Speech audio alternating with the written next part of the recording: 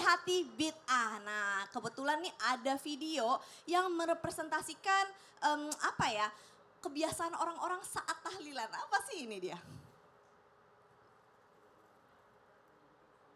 Allah, ini kadang-kadang kalau ketiduran sih manusiawi ya Bib ya. Betul. Mungkin kadang-kadang jadwal tahlilan itu jadwal di luar kegiatan kita biasanya. Jadi kayak ngantuk-ngantuk capek asal jangan disengajain buat main-main. Betul. Subhanallah. Dan ini adalah kebiasaan keluarga saya juga Bib. Dari saya kecil, dari saya SD itu kebiasaan seperti ini tahlilan. Tapi belakangan ini kok saya suka denger ya. Mungkin jamaah yang ada di rumah juga suka tahu bahwa kadang-kadang ada orang yang suka membid'ahkan. Kayak tahlilan ngundang banyak orang maksudnya kan tujuannya pengen mendoakan, Betul. ingin kebaikan-kebaikan jenazah tersebut insya Allah syahid dan lain-lain begitu ya. Tapi kadang-kadang ada yang kayak nanti ada tahlilan nggak? Oh enggak, keluarga kita nggak ada tahlilan dan kesannya tuh kayaknya lebih sunnah banget gitu kalau nggak melakukan tahlilan. Jadi sebenarnya tahlilan ini hukumnya apa Bib? Mohon Baik. tausiahnya. Memang suka waktu tahlilan tuh ngantuk. Tapi waktu berkatnya lewat jelas terang. Ya. Artinya annal insan jazalahu an yaj'ala thawaba amalihi li ghairihi. Orang itu boleh menghadiahkan amalnya ayaj'ala thawaba amalihi li ghairihi. Untuk menjadikan amal perbuatan bir kebaikannya itu untuk orang lain. Baik yang tentunya yang sudah meninggal dunia. Salatan kana au sauman au sadaqatan au hajjan au kalimatat thayyibah au ghairihi. Baik itu tentang sholatnya, tentang hajinya, tentang puasanya, tentang sedekahnya atau kalimat thayyibah. Kan tahlil itu kalimat thayyibah. Tahlil itu bahasanya dari halala yuhallilu tahlilan. Artinya orang yang mengucapkan la ilaha illallah. Dan apalagi tadi kita dengarkan videonya itu adalah Yasin. Sampai dikatakan Yasin itu qalbul Quran. Hatinya Al-Quran itu Yasin. Bacalah kalian iqra'u inda mautakum. Sampai dikatakan oleh Nabi, itu hadis sahih sampai dikatakan oleh Nabi, bacalah Yasin ini buat orang yang sudah meninggal dunia itu bacakan. Nah ulama kau dikatakan ini bid'ah tidak. Bacaan-bacanya gak bid'ah. Mungkin kumpulnya itu bid'ah tapi bid'ah hasanah. Bid'ah yang baik. Tidak semua, tidak ada di zaman Nabi langsung kita vonis bahwa itu adalah bid'ah yang sesat. Kumpul-kumpul baik. Masa orang kumpul-kumpul baik baca la ilaha illallah terus masuk neraka. Orang kumpul-kumpul dengan perkumpul yang baik, ada sedekah, ada kebaikannya, ada tausiahnya. Masa kumpul-kumpul situ itu dikatakan orang ahli nar. Bahkan kita lihat 4 madhab nih. Fi madhabil Imam Syafi'i, fi madhabil Imam Hanafi, fi madhabil Imam Hambali, wa ba'dhu fi madhabil Imam Malik. Ya. Semua imam, semua madhab ini pertama, mengatakan hadiah mau apapun itu bentuknya buat kebaikan itu sampai kepada mayit. Sampai kepada hanya sebagian fi madhabil Imam Malik mengatakan tidak sampai. Sebagian. Jadi kalau orang memponis bahwa oh saya ikut salaf. Salaf yang mana? Salaf yang mana? Karena madhab ini sudah paling salaf. Sudah salaf yang mana? Madhab Imam Syafi'i, Maliki, Hambali semua membolehkan. Hanya sebagian madhab daripada Imam Malik tidak membolehkan. Salah satu contoh misal Caca, kita ini ada sholat jenazah. Betul. Sholat jenazah. Sholat jenazah ini ada doa. Kalau misal doa mau tahlilan mau segala macam itu. Doa tidak sampai kepada mayit. Buat apa ada sholat jenazah? Sholat jenazah itu Allahumma firlahu warhamhu wa'afihi wa'fu anhu. Dan itu dilakukan oleh semua mazhab yang dicontohkan oleh baginda Rasul. Betul. Dan ini sebenarnya bahasanya panjang. Tapi insya Allah.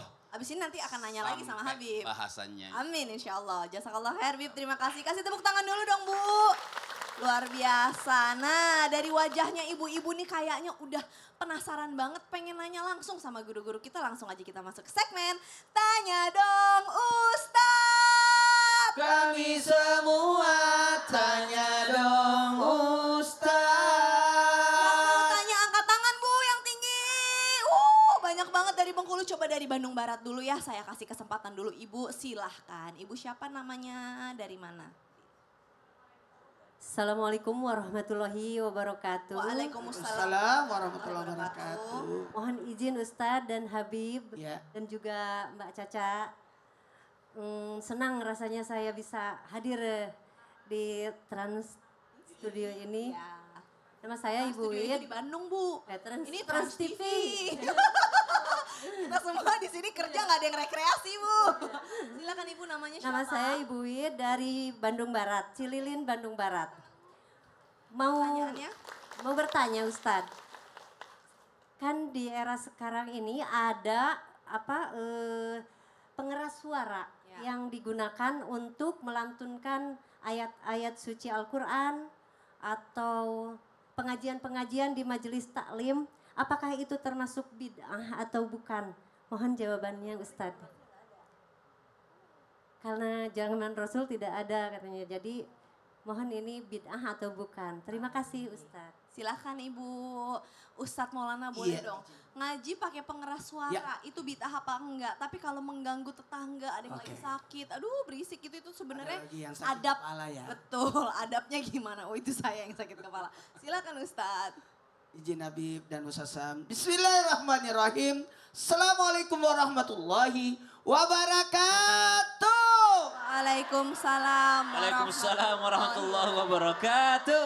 Jamaah. Yeay! Oh jamaah. Yeay! Alhamdulillah. 10 awal bulan Zulhijjah, tepatnya hari ini tanggal 6 Zulhijjah 1446 Hijriah. Masya Allah, tabarakallah. Mohon izin tanpa menggurui, hanya mengingatkan, bagus tema hari ini mengangkat tentang hati-hati dengan bid'ah. Tapi hati-hati juga, jangan sampai kita justru membedakan yang seharusnya disunahkan. Salah satunya adalah gimana nih? Membaca Al-Quran dikeraskan. Lihat dulu posisinya. Sekarang membaca artinya memperdengarkan kan? Minimal membaca itu minimal kita yang dengar. Ada orang ngaji? Pernah lihat ada orang ngaji? Nggak ada suaranya. Itu membaca atau gimana sih? Cuma lihat-lihat doang itu. Harusnya membaca, berucap. Nah, yang disalahkan di sini ketika membacanya itu, 1, mengganggu orang. 2, mengganggu keusyuan orang. 3, jangan sampai timbul riya. Pertanyaannya, Ustadz, bagaimana kalau pakai pengeras suara? Mohon izin tanpa menggurui, kemarin saya umroh, lihat ada orang di pengajian pakai mic kok pengajian. Betul tidak? Di Masjid Nabawi. Aman, pernah lihat Bu? Pakai pengajian. Suaranya dengerin dulu. Buat yang di rumah, mohon maaf. Memang ada orang menggunakan pengeras suara tidak pada waktunya. Orang tidur siang sambil ibu-ibu pengajian. Itu pernah dengar Bu? Anak-anak pada tidur, orang sakit kepala pada ngaji-ngaji besar-besar. Hati-hati jangan sampai itu riya. Tapi kalau dalam ranah syiar, insya Allah diperbolehkan sepanjang tidak ada mengganggu. Tapi tunggu dulu, buat kita semua, kalau di daerah di Indonesia ini sudah masyhur, apa itu biasanya 10 menit sebelum masuk waktu sholat, biasanya ngaji Quran dulu pakai mic, habis itu tarhim. Atau sholawatan dulu. Ya, Salatul salamu alaik. Ya, Nah, itu. 5 oke. menit sebelum masuk waktu aja. Jadi kayak gitu-gitu jangan dibid'ah-bid'ahkan, Iya. ya kan? Selama tetap pakai Jadi baca pengeras. Quran dulu, baru salawatan, Betul. tarhim, kemudian ajan. Betul, baik. Jazakallah khair Ustadz Maulana. Kasih tepuk tangan sekali lagi Bu, luar biasa.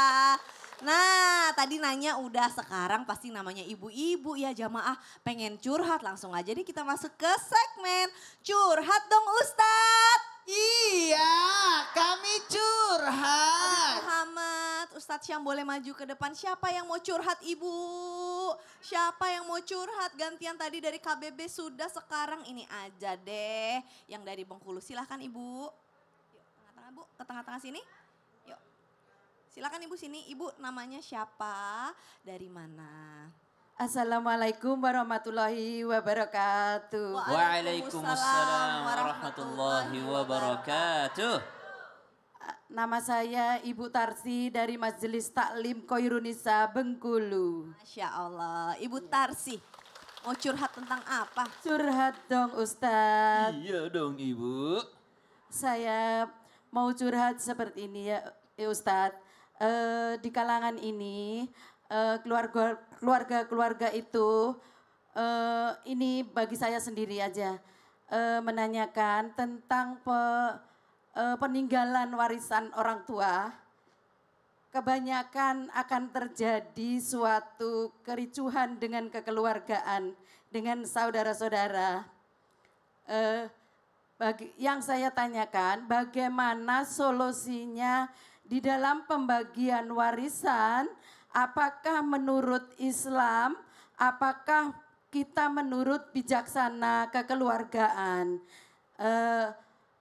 Yang terjadi di keluarga, yaitu keluarga saya sendiri, yaitu dengan adanya pembagian warisan akan menimbulkan yang tidak nyamanan dengan adik kakak.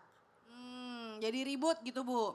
Ya, adanya sebenarnya bukan dibagi, namun ada mungkin di antaranya timbul rasa iri gitu aja. Oh, kok ini lebih, kok ini enggak gitu. Ya, kurang lebihnya. Gimana Ustaz Syam, silakan. Yang saya tangkap dari pertanyaan Ibu mempertanyakan apakah warisan itu dibagi secara syariat Islam atau Betul. dibagi secara bijaksana saja. Iya. Berarti menurut Ibu syariat Islam tidak bijaksana? Maksudnya Jadi kalau orang pakai syariat Islam itu menghilangkan kekeluargaan. Tidak begitu. Tidak ada satupun aturan agama yang bertolak belakang dengan perasaan. Tidak ada. Tidak ada satupun aturan agama yang bertolak belakang dengan kebijaksanaan. Tidak ada. Tidak ada satupun aturan agama yang bertolak belakang dengan perasaan. Semua aturan agama itu sudah diatur sama Allah sesuai dengan perasaan manusia. Sesuai dengan kebaikan manusia. Jadi orang yang mengikuti syariat Islam sudah mestilah akan mendapatkan kebahagiaan. Kalau semua anggotanya takut sama Allah. Tapi kalau ada di antaranya tidak takut sama Allah. Saya tidak mau begini, saya yang rawat ibu. Saya yang rawat bapak. Subhanallah. Ibu perlu dicatat satu kali. Tidak ada yang bisa menghapus dosa mengambil hak orang lain kecuali mengembalikannya. Jadi kalau ada yang merebut warisan, biar berbusa-busa mulutnya istighfar, tidak diterima sama Allah kecuali dia kembalikan haknya saudaranya. Makanya sangat penting untuk membagi sesuai dengan syariat Islam. Subhanallah. Habib, boleh ditambahkan Bib? Baik, buat semuanya nih, bukan buat ibu, buat kita semuanya. Sebenarnya warisan itu nggak perlu jadi ribut. Kenapa? Ini harta gratis dari Allah. Anda nggak cari bonus, tiba-tiba orang tua meninggal kita dapat harta. Kenapa harus ribut? Itu hanya mengedepankan hawa nafsu. Jadi bukan mengedepankan syariatnya Allah Subhanahu wa taala. Semua betul Ustaz Syam katakan, semua bisa diatur.